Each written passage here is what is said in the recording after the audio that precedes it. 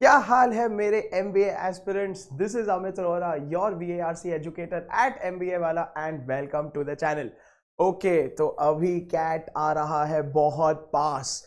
डर रहे होंगे आप लोग सब लोग या नहीं, कॉन्फिडेंट या नहीं, प्रिपेयर्ड या नहीं, but do not fear, Amit sir is here. So some kind of very important आज लेकर आया हूं लास्ट मिनट स्ट्रेटेजीज, जिसके थ्रू VARC में आपको हम लोग दिलाएंगे 100% मार्क्स। तो 99 परसेंटाइल क्रॉस करने का this is it, this is the bridge that you need to cross. तो बेटा बहुत ध्यान देना, छोटा सा वीडियो है, एंड तक जरूर रुकना। These are some killer time tested strategies, जिससे आपका VA सेक्शन, आपका RC सेक्शन, आपका पूरा रीडिंग का सेक्शन जो है, कोई भी पैसेजेस आएगा आपको उसको तोड़ने में मदद करेगा। टिप्स है, ट्रिक्स है, हैक्स है, एंड लॉट्स ऑफ शॉर्टकट्स है। तो लेट्स गेट स्टार्टेड। ओके, तो सबसे पहली बात आती है सर RC पे। ठीक है, स्ट्रगल है, डिफरेंट काइंड्स ऑफ टोन्स है, थीम्स है, स्ट्रगल है, वापस से फिलॉसफी है, कभी हिस्ट्री आर्कियोलॉजी है, जो कैट के टिपिकली फेवरेट है। तो इसमें व्हाट आई पर्सनली फील एक बहुत यूजफुल स्ट्रैटेजी है माइंड मैपिंग। माइंड मैपिंग का मतलब क्या होता है? जैसे जैसे आप पैसेज पढ़ते हो उसमें there is something called as predictive reading या क्रिटिकल रीडिंग। ये करने को ट्राई करो, अभी का अभी थोड़ा बहुत प्रैक्टिस करना, जहां पे you are retaining important things. पर ठीक है, नॉनदलेस पढ़ लेते हैं एक बार। तो पहले पहले rather than getting worried about passage समझ में नहीं आ रहा है, बहुत हाई फाई वर्ड्स है, I am switching off, sinking feeling, ना, ध्यान दो कि पैसेज का स्ट्रक्चर क्या है। इतना याद रखना, majorly most importantly all of the passages follow एक क्लेम आएगा, पॉइंट आएगा, कॉन्सेप्ट आएगा, उसके बाद बिगिनिंग के बाद आपका इलैबोरेशन आएगा, उसमें आपका कॉन्ट्रडिक्शंस आएगा, दूसरे के POVs, पॉइंट्स ऑफ व्यूज आएंगे। This is a typical passage structure that is followed. Mostly conclusion होगा। My entire request is MBA aspirant कि मेन पॉइंट को पहले पहले पहचानो। मेन पॉइंट क्या होता है? Main point is a recurring word, recurring theme, most important person, most important date, जिसको बोलते हैं noun, name, place, animal, thing types. What is the मुद्दा ऑफ द पैसेज, इसको पहले पहले याद रख लो, बिकॉज उस पे इंफरेंस, थीम, मेन आइडिया, वो जो आपका वर्ड्स आता है, which of the following words correspond to the passage, 100% आएगा। ये आपको समरी में बहुत काम आएगा, पैरा समरी वाले क्वेश्चंस में। ठीक है, अच्छा, 100% क्या करना है पढ़ते वक्त? थोड़ा अभी लॉजिकल ऑर्डर फॉलो करो, थोड़ा स्ट्रक्चर लाओ अपनी जिंदगी में। ठीक है, सो पैसेज पढ़ते पढ़ते हर पैराग्राफ का आपको पढ़ना चाहिए एक की आइडिया ऑफ द पैसेज। की आइडिया कैसे निकाले? वापस से वो पैराग्राफ को आपको एक कैटेगरी में डालने आना चाहिए। What is the category? Is this an example? Is this a contradiction? Is this a body of the passage? इस तरीके से कुछ ना कुछ उसको सिंप्लीफाई करना सीख लीजिए। ठीक है, एंड उसका एक मेंटल समरी लिख दीजिए। Now you can annotate, I understand. ठीक है, तो अगर आपने रफ पेपर में खाली ऐसे लिख दिया RC1 में P1, P2, P3, paragraph 1, paragraph 2, paragraph 3, आपको आंसर्स ढूंढने में उतना आसानी होगी, टाइम सेव होगा। ओके, मेंटल समरी में आपको खाली दो चीजों पे खास करके ध्यान देना है। ठीक है, दैट इज व्हाट, बोले तो ऑथर बोल क्या रहा है, what is the concept, what is the topic, is the author supporting something, is the author against something, so on and so forth, why, second most important। बस खाली दो ही है, क्योंकि आपकी लाइफ सिंपल करना ही हमारा काम है। ठीक है, तो वाई में 100% ऑथर हमें कुछ बेच रहा है, ऑथर कुछ इंफॉर्मेशन दे रहा है, what is the point of each para, why, organise it like that. कितनी बार प्लीज याद रखना, author will be listing down points that are against, author will be contradictory, author will be hating or negative about something, end में author बोलेगा मैं तो उसको support करता हूं। so be very careful, क्योंकि हमेशा आपको differences in points of view पूछा जाएगा। that is exactly what reading comprehension is testing you for। ज्यादा difficult नहीं है, खाली इन बातों का ध्यान रखना है। ठीक है, फाइनली ठीक है, दिस इज जुगाड़ जो आपको 100% काम आएगा। मैं अपने पर्सनल एक्सपीरियंस से बात कर रहा हूं। सिंप्लीफाई करना शुरू कर दो लाइफ में। जो डिफिकल्ट वर्ड्स नहीं आते हैं उस पर स्ट्रेस मत लो। Look at verbs, look at adjectives या कोई मॉडिफायर करके कि ये जो वर्ड है ये कोई चीज को उभार रहा है, ये कोई चीज को नेगेट कर रहा है। प्रीफिक्सेस यूज कर लो, उस बेसिस पे पैसेज को कीजिए सिंप्लीफाई। ठीक है, सिंप्लीफाई में आप बेसिकली क्या कर रहे हो, अगर आप किसी पैसेज एक छोटे से बच्चे को समझाने को ट्राई करेंगे तो कैसे समझाएंगे? So what you are doing right now my dear CAT aspirant, आप इसको बेबीफाई कर रहे हो, आप इसको सिंप्लीफाई कर रहे हो। This works brilliantly well. This psychologically आप अपने दिमाग को समझा रहे हो कि सब ठीक ठाक है। ठीक है, तो अगर मैंने जो इसके बाद वाला वीडियो बनाया है दैट इज एक फुल कैट पेपर का सोल्यूशन, उसमें I have effectively used all these techniques, तो इन सबका उसमें एग्जांपल्स है, डेफिनेटली उसमें जरूर जुड़ जाना, देख लेना, ये सबका उसमें आपको एग्जांपल मिल जाएगा फाइनली, ठीक है। This will help you distil all sorts of complex passages, done. So this is one very useful technique for passages. अच्छा, अभी आपके जो पैरा समरी आ जाते हैं, ठीक है, आपके जो पैरा जंबल्स भी आ जाते हैं, and majorly of course reading comprehension में पॉइंट टू बी नोटेड, और ये मैंने यूज किया है मेरे कैट एनालिसिस वीडियो में, बट नॉनदलेस कौन से वर्ड्स पे आपको बहुत ज्यादा ध्यान देना है, please pay a lot of attention, ये वर्ड्स पे एकदम ज्यादा अलर्ट हो जाना।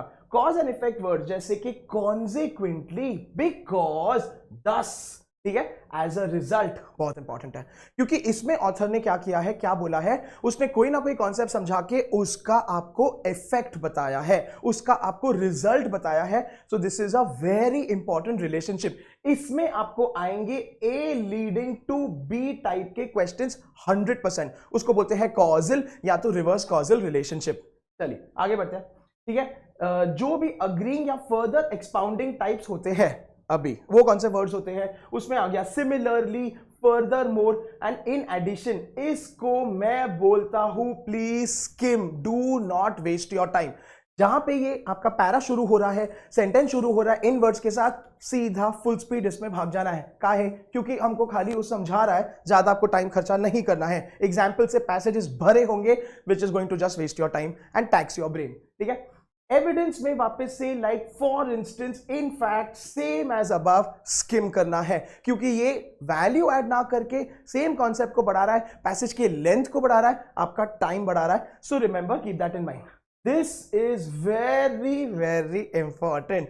कॉन्ट्रास्ट और ऑपोजिशन के वर्ड्स, चलिए पढ़ते हैं, ठीक है। तो येट, हाउएवर, नेवरदलेस, ठीक है, हो गए, ऑन द अदर हैंड और इन रियलिटी। ये पूरा का पूरा याद रखना, this keyword is a master list, critical words है ये मतलब बहुत इंपॉर्टेंट। यहां पे ऑथर एक डायरेक्शन में जा रहा था, अचानक अभी मुड़ गया, और ही was positive to negative, negative to positive, differences in POVs CAT का फेवरेट पार्ट है, तो keep this in mind. And finally conclusion वाले एंड होगा, कंक्लूजन वाले में आपको एक सवाल 100% आएगा, जहां पे आपको ऑथर का पीओवी पूछा जाएगा, ऑथर का, the author is most likely to agree with और disagree with all of the following except, ये सब आएंगे। तो ऑल इन एसेंस, ठीक है, 10 सम अप कंक्लूजन वाले वर्ड्स, तो इन सारे वर्ड्स का आप रखेंगे बहुत बहुत ज्यादा ध्यान, क्योंकि ये पढ़ने से आपकी पैसेज रीडिंग की स्पीड बहुत बढ़ेगी। आप you can clear the clutter and not waste your time in paying full attention to the full passage.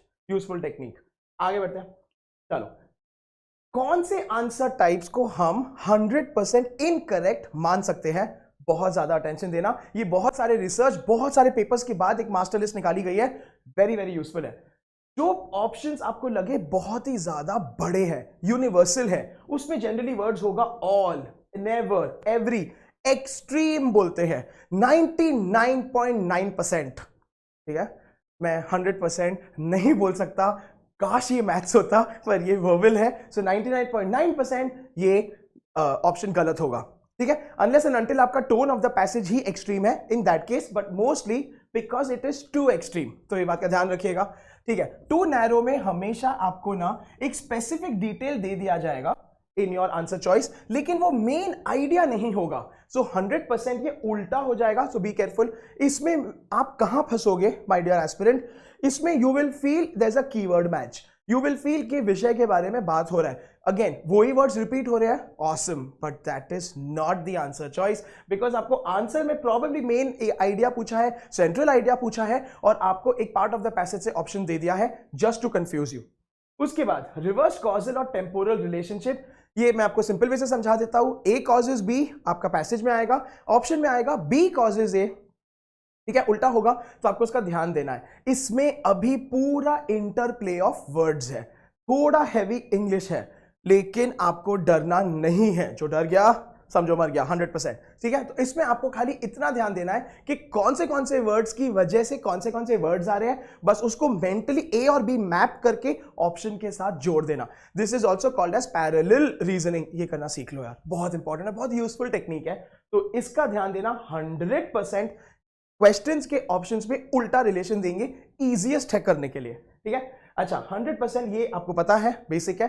जो भी पैसेज में नहीं होगा, नॉट सपोर्टेड, ठीक है, eliminate these answer options will be weren't mentioned, out of scope, too broad, too narrow or something that is going on a tangent. अगर कुछ नया इंट्रोड्यूस हो गया, definitely not. Unless and until आपको पूछा गया है कि this passage can mirror which of the following, then of course it becomes a different thing. Finally ये ट्रैप है, पैसेज से सपोर्टेड है लेकिन क्वेश्चन को आंसर नहीं कर रहा है, सबसे क्लासिक ट्रैप है, इसमें फंसने के बहुत ज्यादा चांसेस है, ठीक है। तो इसमें मतलब कि आपको इंफॉर्मेशन मिलेगा, ठीक है, लेकिन उल्टा होगा, मतलब कि आपको स्पेसिफिक डिटेल्स दे दिए जाएंगे फॉर इन्फरेंस क्वेश्चन। इन्फरेंस कभी भी पैसेज में स्टेटेड नहीं होगा, it will be implied, it will be indirect, तो please remember, and vice versa, ठीक है। वापस से options that are directly stated for inference and vice versa, इसका बहुत ज्यादा ध्यान देना। These are some classic traps laid out by paper setters, don't fall for them, so keep this in mind. Okay, आगे बढ़ते हैं।